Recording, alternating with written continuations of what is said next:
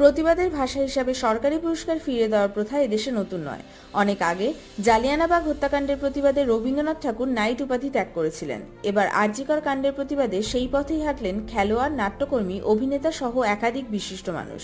এই তালিকার প্রথমেই আছেন বিখ্যাত নাট্যকার চন্দন সেন। দীনবন্ধু মিত্র পুরস্কার ফিরিয়ে দিয়েছেন তিনি। সেরা নির্দেশকের পুরস্কার ফিরিয়েছেন বিপ্লব বন্দ্যোপাধ্যায়। সুপ্রিয় দত্ত পশ্চিমবঙ্গ নাট্য একাডেমি পুরস্কার ফিরিয়ে দিয়েছেন। দেবপ্রতিম দাশগুপ্ত ফিরিয়েছেন টেলি একাডেমি পুরস্কার।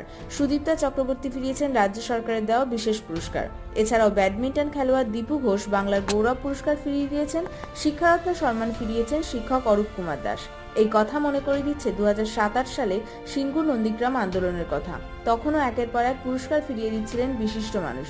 সেই সময় উঠেছিল এক নতুন পরিবর্তনের জোয়ার, যা তৎকালীন বামফ্রন্ট সরকারকে 4 বছরের মধ্যে সরিয়ে দিয়েছিল। বর্তমানে আন্দোলনের সুর এই প্রশ্নই তুলছে, এই পুরস্কার ফেরত কি নতুন পরিবর্তনের সূচনা করবে?